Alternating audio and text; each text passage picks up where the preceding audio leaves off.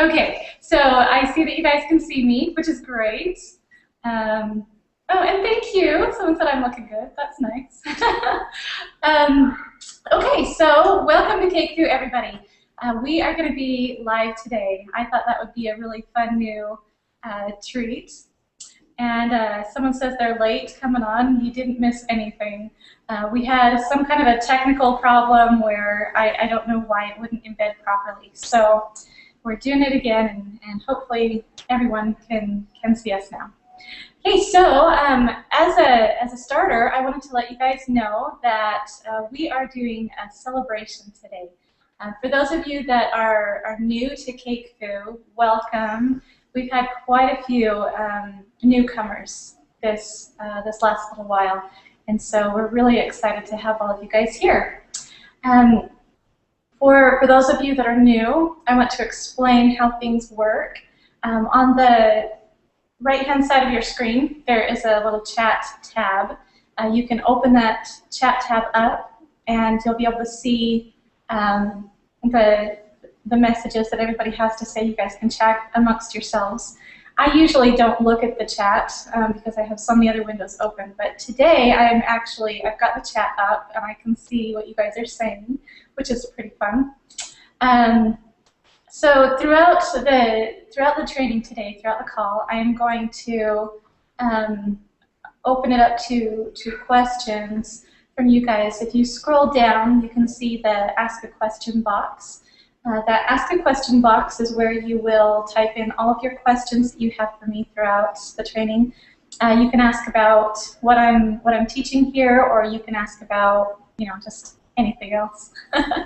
And I see that we have quite a few questions already, so that's fun to see. We may do more questions today than training. So anyway. I wanted to let you guys know what I have for you guys. I was really kind of excited about the idea of this. When we knew that we were coming up on 10,000 likes, I wanted to do something fun. And so I put together, I guess, a training guide from one of our previous trainings. A while ago, I did a baking training. It's all about how to make a really good cake. And so I have that I have put together.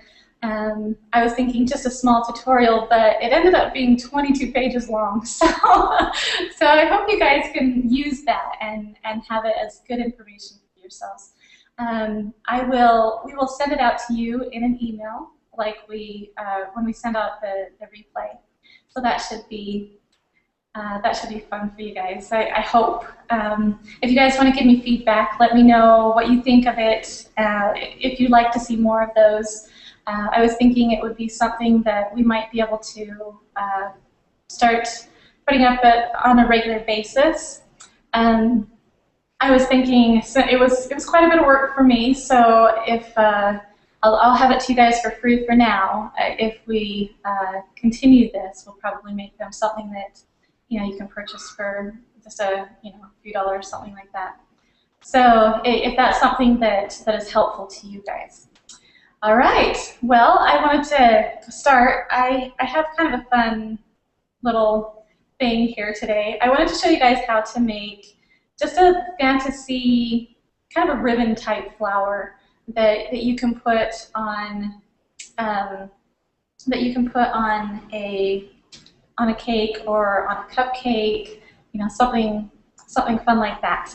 So what we're going to do is I'm going to switch so you guys can see, hopefully you can see my up close screen. And I hope this is not too dried out because I was ready to go like 20 minutes ago. And hopefully it hasn't dried out on us. Let's see. So we have some shapes here, and I'm going to show you guys how to make these shapes without a cutter or anything like that. So that's the point of all of this today, is to do something really simple, really basic with just a few tools. So let me show you what we've got. We have got our correspondent. I put some tylose in here because I thought it would be really fast, and I didn't want it to be too soft. So working with tylose, kneading it into your fondant, you could use half fondant, half gum paste, or you could use straight gum paste if you really want to. But this one, I just added some tylose into it. For those of you that are wondering the type of fondant this is actually, Liz Merrick is one of our CakeFu masters. She's been on before, and we're looking forward to having her again. She has created a fondant recipe to kind of out of a mistake, and it works so perfectly. So this is Liz Merrick's fondant, her marshmallow fondant, that I have mixed with satin ice fondant. So, and it works really well. So anyway, this is mixed with tylose, so it's going to be pretty stiff. Also, we have a cutter, pastry wheel type thing, or you can use just can you see that? A sharp knife. That would work to do your cutting. So either way works. I'm going to use my pastry wheel just because I am on a surface that you're not really supposed to cut on. And I don't want, this is a really, really sharp knife, and I don't want it going through my thing. Okay, so also you will need your rolling pin. Just a small one is just fine. You will need some gum glue. I've just taken some fondant. You can see it's not quite all the way, I don't know if you can see that, but there's kind of lumps of fondant in there. So basically what I've done is I've taken some fondant, torn it into little pieces, and added just a little bit of water. If you want it to melt faster, you can actually put it in the microwave and microwave that for about 10 to 20 seconds or so. Mix it up. And just let it sit. If you do this, you can do it overnight, and it will be perfect and ready to go the next day.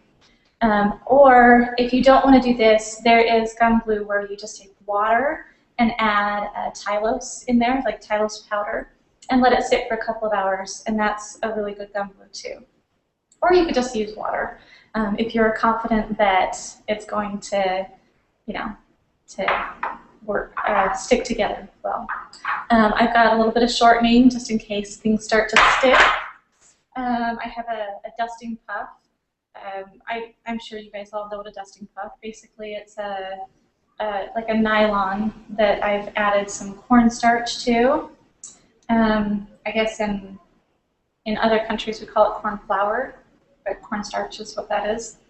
And then I've got my fondant blue and some red for the center because I thought that would be kind of a fun little thing. Oh, and I've got a pair of scissors, really sharp-tipped scissors. Okay, I found these in my scrapbooking section at our local craft store. Okay, I think I've gone over all of the things that we need. Okay, all right. So now we're going to cut our shapes. Usually I would use a ruler, but I got over here to the office and I didn't have my ruler with me. So we are going to use a scrap piece of paper as our ruler today. And we're going to cut some squares with it. Okay, so we're going to take our little thing here. I'm going to cut some squares. Just score it. For those of you that are wondering, this is about 2 inches. And then we're going to cut the other way. So they're going to end up being square. Move this out of the way.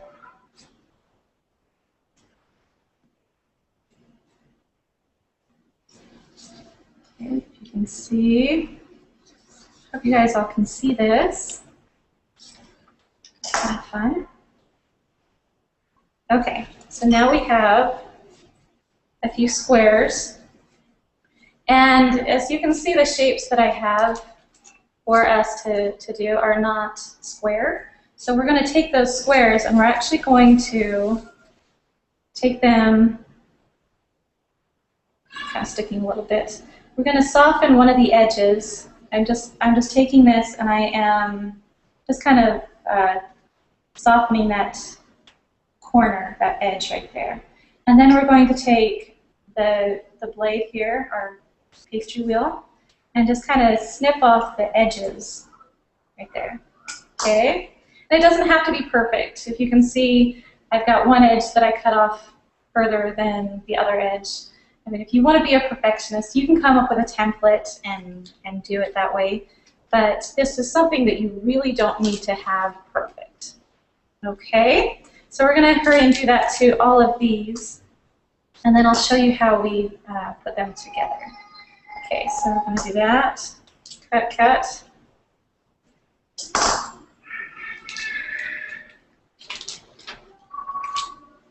Make sure you keep them under some plastic so that they don't dry out completely. If your fondant is really, really soft, this won't work all that well. So I would suggest actually not covering it up until it's a little bit more firm. So this is actually pretty perfect. It's not too, I mean it's soft but not too soft. Gonna be good to work with, I think. Okay, so we've got these. You're gonna need, it depends on the size that you want to do this. But we're going to do probably about 5 or 6 along the outside, and then we're going to do another row on the inside of about 5. So we'll do 6 and then 5 is what we'll do today. Okay, so what we're going to do is we're going to take our fondant. Can you guys all see that? Okay, so we're going to take our fondant, we're going to roll in one of the edges.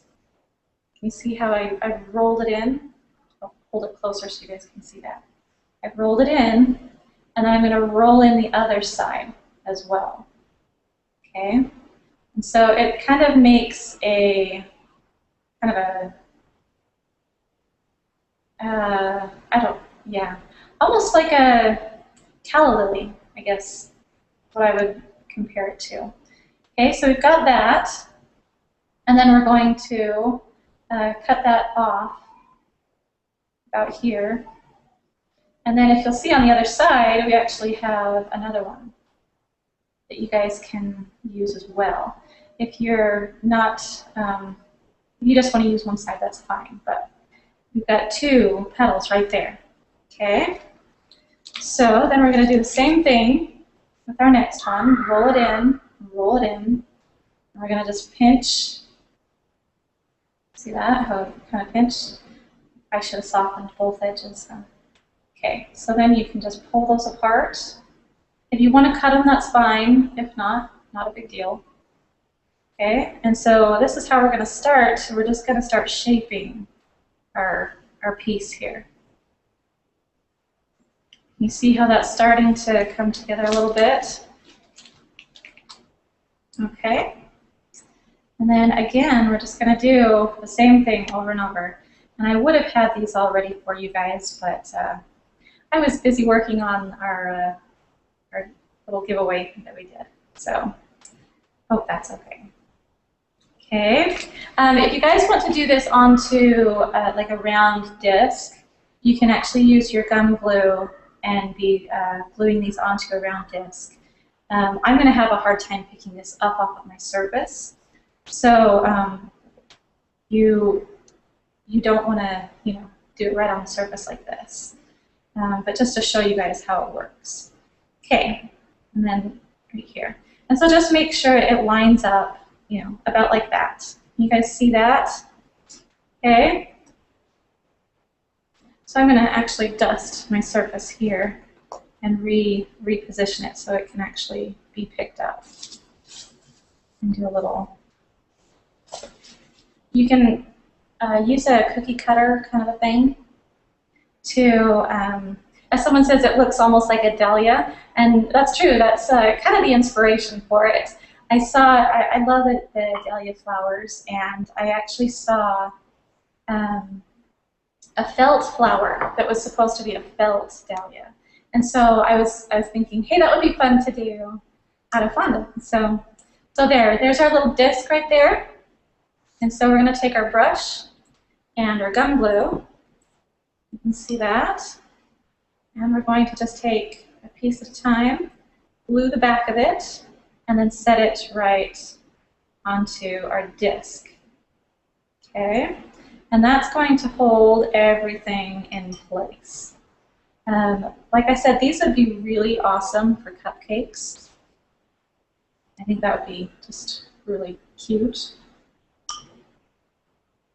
Okay, so I ended up doing 8 instead of, I thought 6 would work, but I think 8's a better number for us.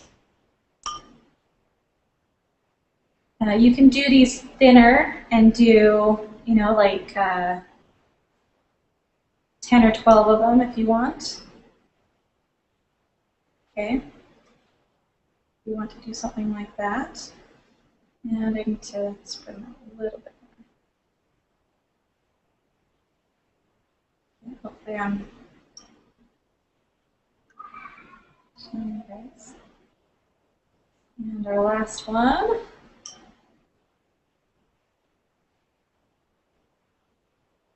There we go. You guys can see that. The center, you can see, isn't perfect. You know, we don't need to worry about the center because that's something that we're going to, you know, ignore and fix later. It's something that's going to be covered up. Okay, so we're going to do another row. This time we're going to do the same thing, pinch them, but then we're going to actually pinch them a little bit smaller so that they fit better into the middle. And we're just going to have them kind of overlapping a little bit. You guys see how it overlaps? Okay, so if you can see, I should glue it down right now while we have it in hand. And you don't want to have them right on top of each other, but you don't really need to have them right in between either. Just kind of set them on there. That's the great thing about flowers. They're just, they're organic. They don't have to be perfect. They don't have to be totally symmetrical because that's just the way flowers are. Okay, so now we have our next one. I can see it starting to crack a little bit. We're getting a little bit on the dry side. So here we go. Do another one.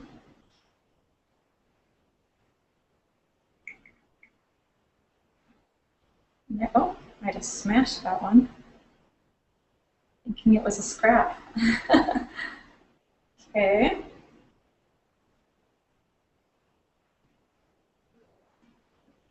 All right. Oh, and just a tip for you guys, if you're ever looking at paintbrushes for your cake decorating, let me suggest that you don't use wooden that are painted. I'll show you this right here. You guys can see how it, if you put it through the dishwasher or let it soak in water for any amount of time, it's going to start flaking. That paint will start flaking off, and you really don't want that happening, especially when you're making a cake for somebody. So these are just my scrap brushes that I don't use on cakes anymore. So make sure you look for plastic paintbrushes. I actually prefer, oh, I can't think of the name. They're at Michael's, but they're plastic and they've got a nice rubber grip handle. I really like those ones. Those are my go-to brushes. Okay, so we're going to do a couple more here. Okay. And should we do 5 or, yeah, let's do 5. Because that's a good even, or odd number. We need odd numbers with flowers because it looks better.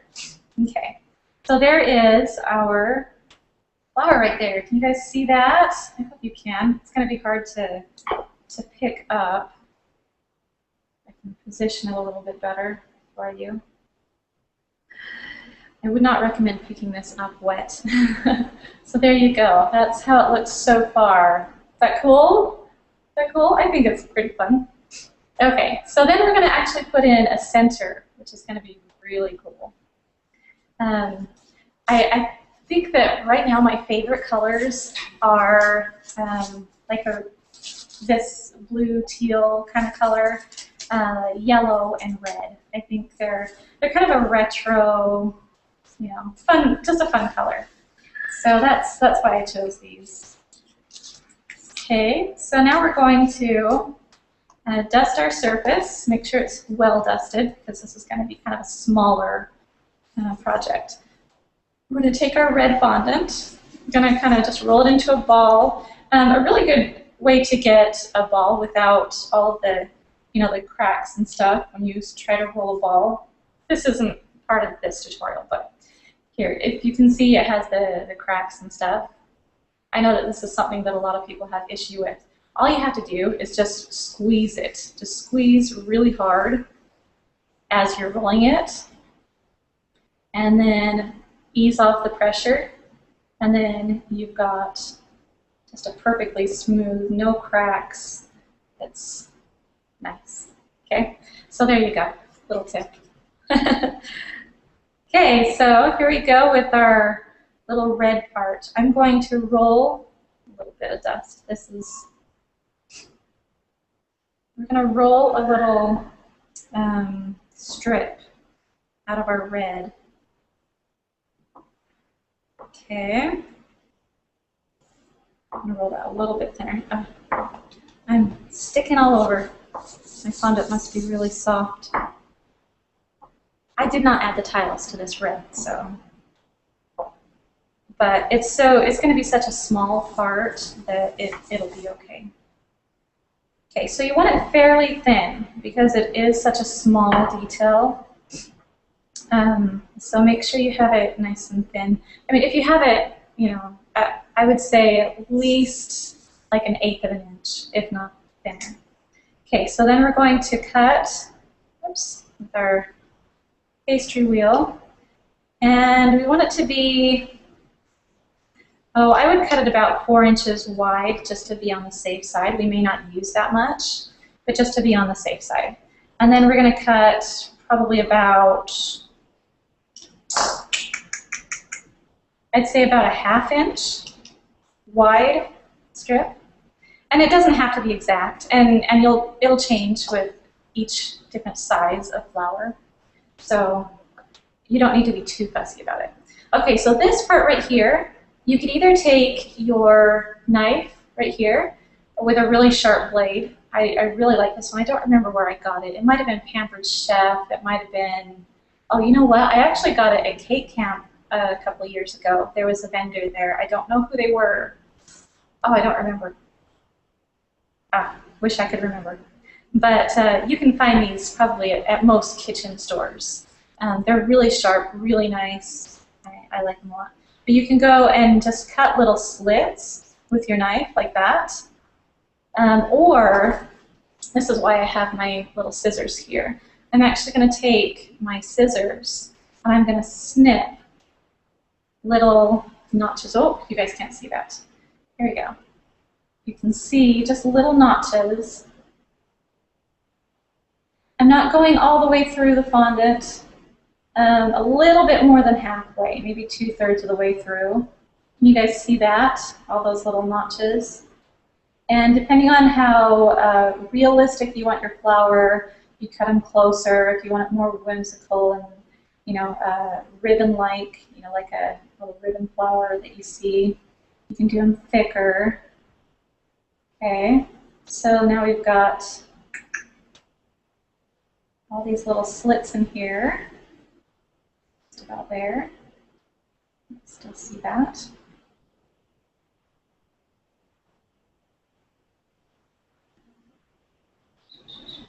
Almost there. Okay. And I may not have gotten those quite as close together as I would do them normally, but it'll work.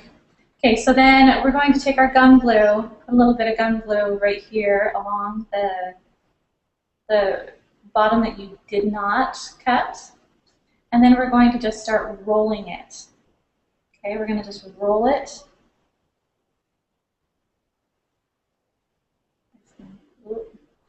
Sorry, I'm probably in your way. You can see the rolling. Oh, this is kind of hard to do on camera. Okay. I'll just hurry and get it rolled and then show you guys.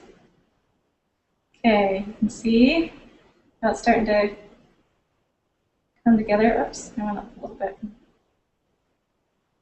And if you think you've got enough or too much, you can cut it off and not put it on there. But then you see how we've got all these cute little ruffly things here. I've got something on the end of that. Okay, so this is kind of just a little pom-pom of sorts. Okay, and I see that I messed up here a little bit, so I'm going to chop off the edges. They came up above a little too far. So there we go. It's not perfect, but it's close. And that's what matters, I guess. Okay, so then we're going to place it in the center. And if you can see, it's kind of, I guess I shouldn't have done that yet. You can see it's kind of long. So really all you have to do is take your scissors, cut off the very end of that. And it makes it shorter so that you can glue it into the center. So then we're just going to take our gum glue, put a little bit right there in the center. There you go, in the center of our flower. And then just stick it right in there. Whoops. And it fell. Yeah, this is something you want to make sure that your red part is fairly dry before you start messing with it. Otherwise, these little ribbons start clumping together a little bit. You don't want that. So, but there you go. That's the final product. My center's a little bit clumpy, but you get the idea of what it should look like. See that? Is that fun? Okay. So that would be, like I said, wouldn't that be so cute on a cupcake? That'd be so perfect on a cupcake. Or the really popular thing to do right now is have just one big focal flower on the side of a cake. That would make a really awesome, you know, big statement flower. So there you go. Okay, let's go ahead and take our questions. I'll see if I can do this easily here. Okay. Sorry, my hand's probably in your way. Okay.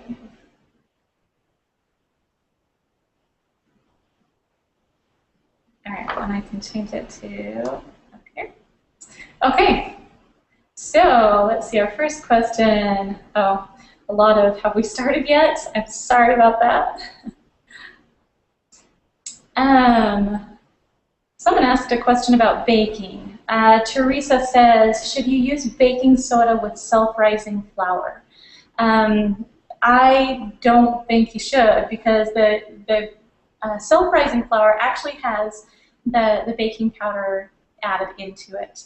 I actually never use self-rising flour because I want to be able to control the amount of baking powder or baking soda that goes into what I'm doing. So I always use either all-purpose flour or cake flour. I never use self-rising. So, but yeah, it's already in there. That's the whole purpose of self-rising flour. So, okay. All right, I see and hear you. A lot of those. Okay. All right, Ashley asks, what is the ratio of tylose to powder to fondant, or tylose powder to fondant that you would suggest using? I've never used it before, but I am planning on trying it instead of gum paste. Thank you. Okay, so let me show you. This is my tylose. I'll change so you guys can see this. This is a tylose that I have always used, just CK product. You can find it at most cake decorating supply websites or stores. Tylose is probably about, I'd say about a quarter teaspoon per cup's worth, I guess a good fistful of fondant. It really depends how stiff you want your fondant. If I am in a really big hurry, like I have a project that just has to be done, and I'm doing a birthday cake, and it has to have the number of the birthday sitting on top, and oh my gosh, I forgot, and I've got to be out the door in a half hour. You know, so what I'll do is I will take tylose and add a lot because the more tylose you have in there, the more you work it, the faster it's going to set and be hard. So it really depends on your project and depends on how much time you have. So I would suggest, I guess the normal is about 1/4 teaspoon per about a cup of fondant. Just so you know, when I'm working with gum paste flowers, like real gum paste flowers that I want to look realistic, I always stick with gum paste. I don't ever try to substitute fondant with tylose added because it doesn't roll out quite as thin as the gum paste does. So yeah, just my little tidbit of information there. Hope that helps you. Okay. All right. Grayu says, how did you get the Tiffany blue color? So what I did was I used, I'm trying to think of a brand that I use. It's the Coffee Cake, I think.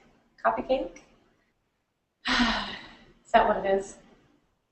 Anyway, I think it's a cupcake brand, but it's they have like their neon colors, their fluorescent colors, and so they have like a bright, I think it's called bright blue, something like that. So that's what I used, and then they had a nice bright green that I added just a tiny, not even a whole drop's worth, just like a pinprick of green is all that I used, and that got me my color. I know that if you use Wilton colors, I think that there's just a teal blue will get you a good baby or Tiffany color, I think. Okay.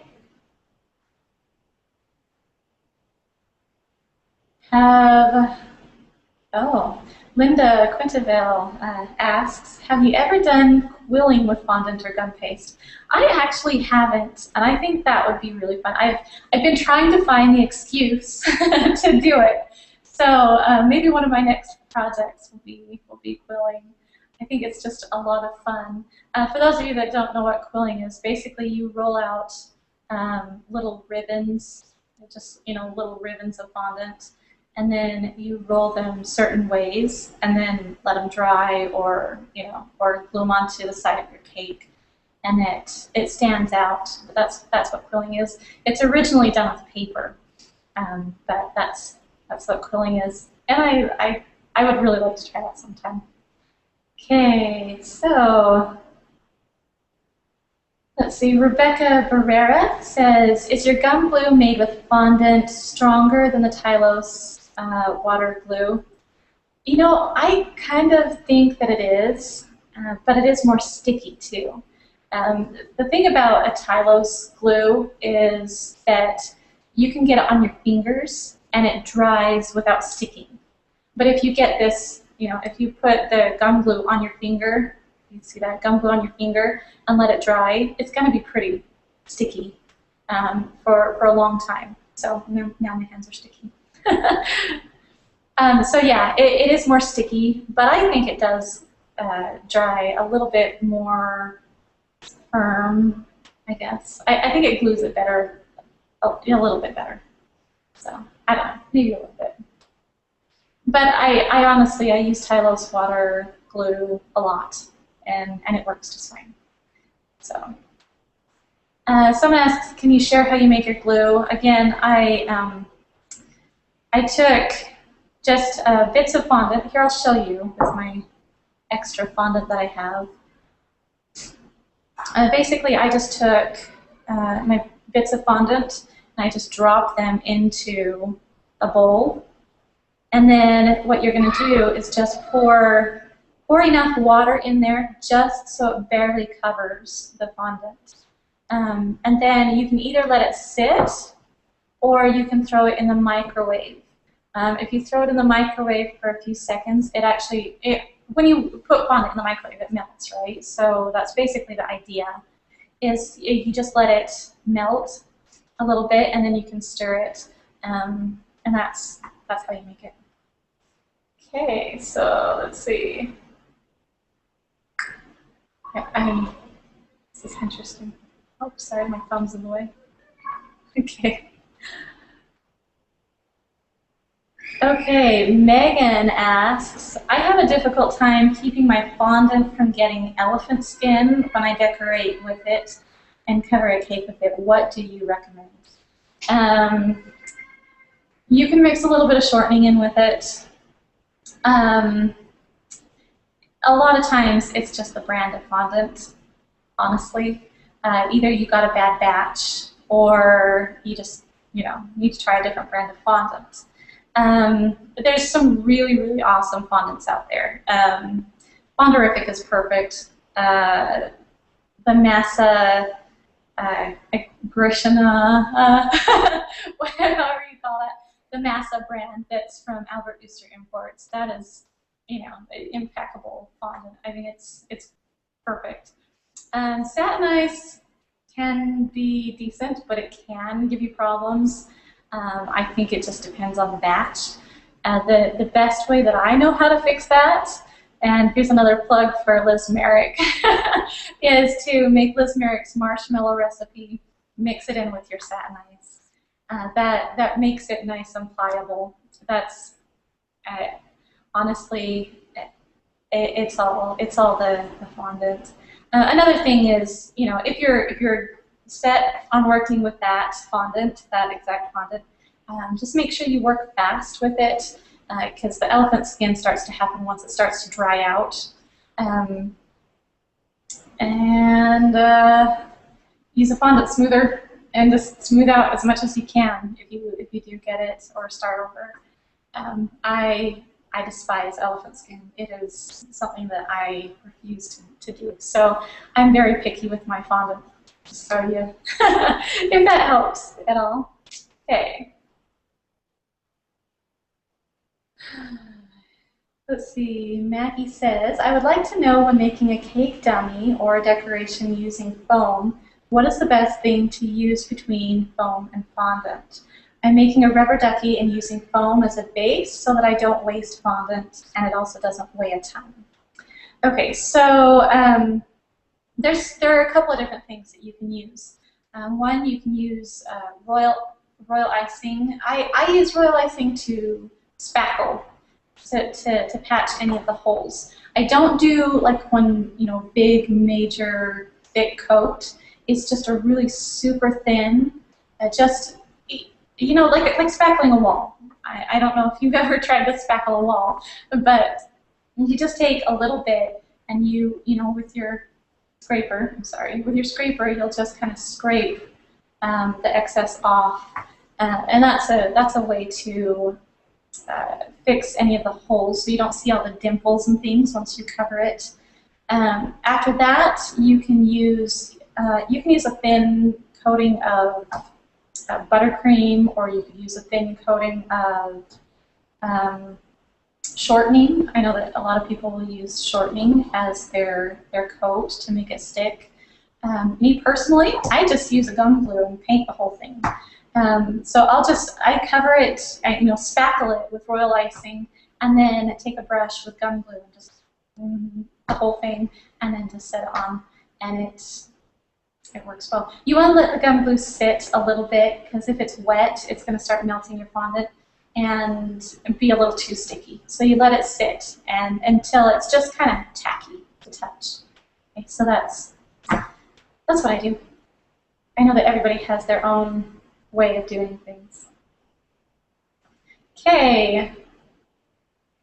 Kathleen Boyce, hi Kathleen, says, do you ever add flavoring to fondant? If you do, what type do you use, oil or water based? I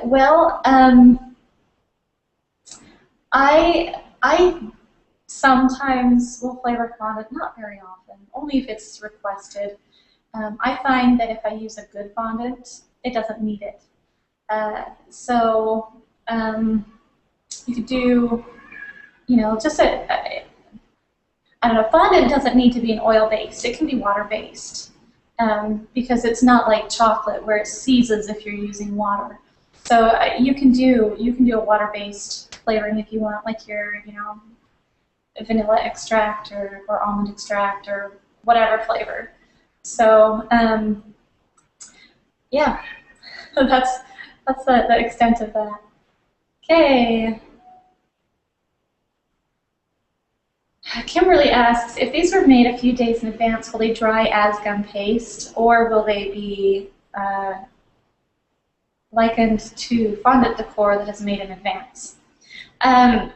It depends on what you put in it. If you put the tylose in it, then you're going to get a more firm flour, almost like gum paste. But it won't be it won't be crunchy like, or as crunchy. It'll still have kind of a soft center. So if you're wanting to do it on a cupcake, you know, don't do gum paste. You know, you can add a little bit of tylose. Don't add too much because if it's on a cupcake, they're going to want to eat it. So yeah, the other option is just use straight fondant and let it dry. But yeah, this right here will actually, it'll dry fairly firm. It won't ever set as hard as fondant. I mean, I guess maybe if you left it out for a week or something like that, you know, it might get that hard, but it'll usually always have kind of a softer inside, but firm enough that you can work with it. Okay. Okay, so a fan asks, are there certain parts of the cake process that you can have your children help in? This is a really big thing for me. I really love to get my kids involved in cake decorating, but if it's for somebody else, absolutely not. My kids are not even allowed in the room if it's for somebody else. It's food safety 101. You know, kids, pets are not allowed. They're just not allowed in. So so yeah, a lot of times it's for somebody else, and no, my kids aren't involved. But if it's for family and, you know, we're just playing around, yeah, I love to let my kids come in, and they love to play with the fondant. The littler ones, I just give them a chunk of fondant and say, here, play with it, make something, you know, and so, you know, they'll help that. The older ones, they can help measure things out for the baking. They can help you mix things. They can help you. It's kind of hard for them to roll out fondant. They can do a little bit of it. But then once they start getting, you know, 11, 12, I guess 10, if they've got, you know, good motor skills, then they can start doing, you know, the bigger things, like trying to cover a cake, or, you know, making fondant figures is probably the first thing they learn to do, is a little fondant figure.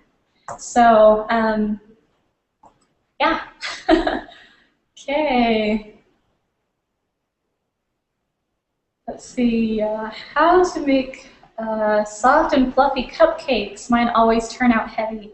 Okay, so what you need to do is read through this, I guess the guide. I don't know what to call it. The guide that I'm going to be sending you guys in an email. That is going to give you good information on the types of cakes that you should use for what. Cupcakes, you want to look for a recipe. Either a butter type recipe can sometimes be a little more firm than you want for a cupcake. An oil-based recipe is probably more what you want. So yeah, read through that. I can promise you there's good stuff in there that will give you good information on what to look for in a cupcake type recipe, or cake recipe for that matter. So yeah, we're going to take one more question and then we'll have to be done.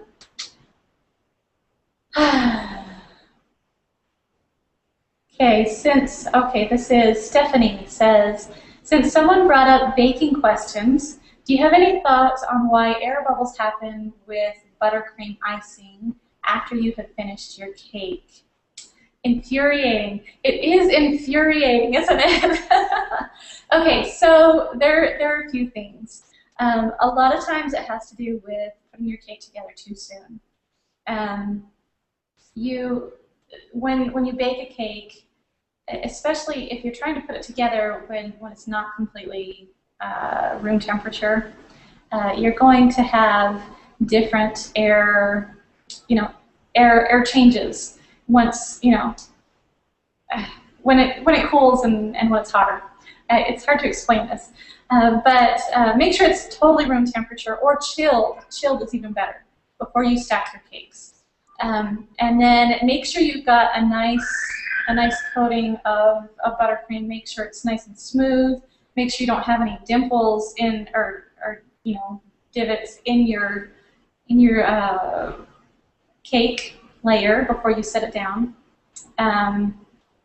So yeah, otherwise you've got air that's going to be squishing out the sides.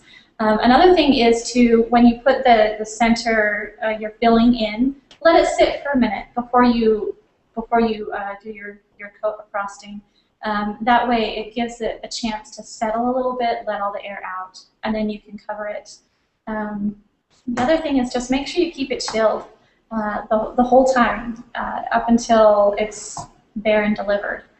So those are my tips. I know that everybody has their tips, and it really does depend on the type of cake you're making. It depends on consistency of the frosting and the type of filling that you're using. It all plays a part in it. So really it's just trial and error, figuring out what works best for you and all of that. So anyway, yeah, I guess we have to be done because we're out of time. I can sit here and talk to you guys forever, and this is really fun reading questions and stuff. Anyway, I hope you guys liked the tutorial. I hope you liked the little flower that we did. If you guys make some, share them on CakeFu. I would love to see them.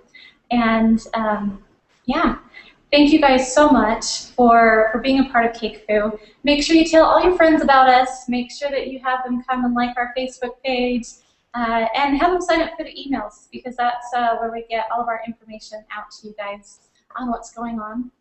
And yeah, hope to see more of you guys. I hope you guys really enjoy what we're doing at CakeFu. Yeah, and I guess we'll see you all next time. Bye!